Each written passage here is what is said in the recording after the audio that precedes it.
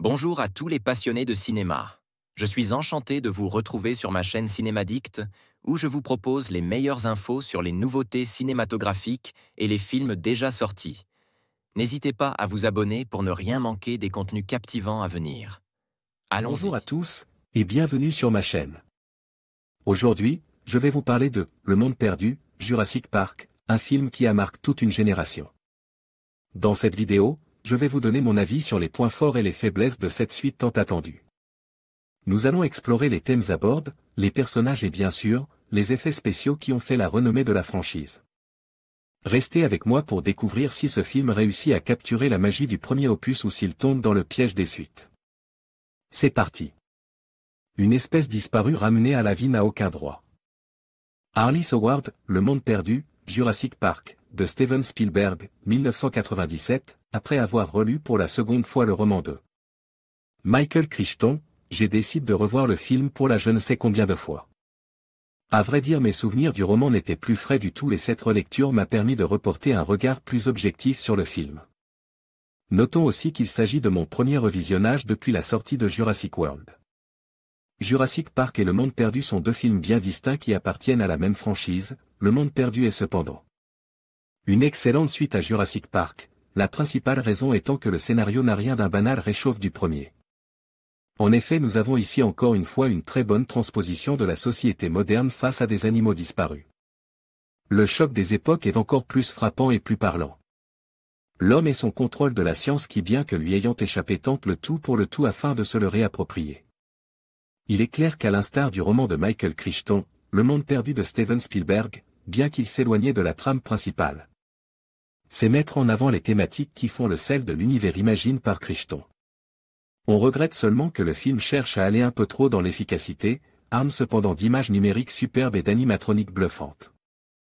Il est vrai que l'immersion fonctionne ici à travers un film aux nombreuses péripéties divertissantes. La volonté des scénaristes et de Spielberg n'était pas d'inscrire le film dans une saga composée de divers arcs narratifs, contrairement à Jurassic World notamment, qui lui s'attache à étendre sa trame principale sur plusieurs longs métrages. Si Le Monde Perdu est en effet une suite directe à Jurassic Park comme en témoignent les grands pans de son scénario, la prise de pouvoir de Ludlow sur InGen suite à l'échec du Jurassic Park sur Isla Nublar, entre autres, on regrette qu'ils n'introduisent pas des éléments intéressants présents dans le roman et qui auraient pu par la suite changer la donne, notamment concernant le troisième film, Jurassic Park 3.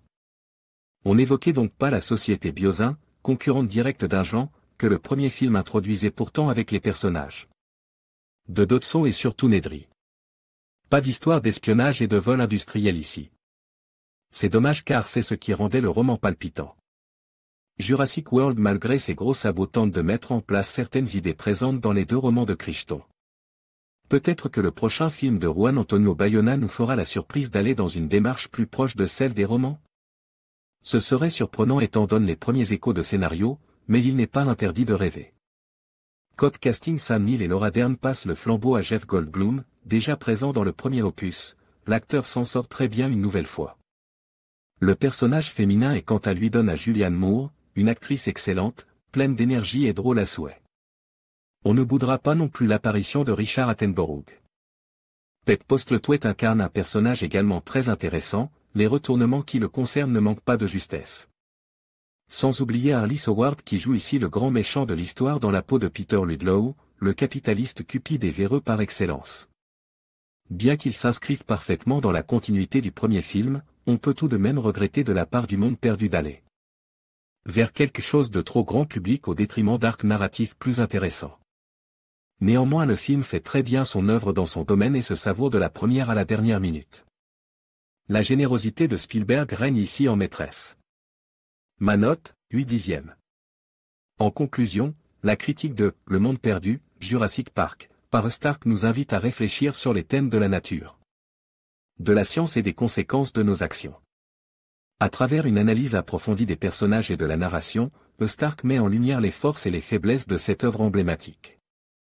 Que l'on soit un fan inconditionnel de la saga ou un néophyte, cette critique nous rappelle l'importance de la responsabilité face à la technologie et à la nature. Merci de nous avoir rejoints pour cette exploration, et n'hésitez pas à partager vos propres réflexions sur le film.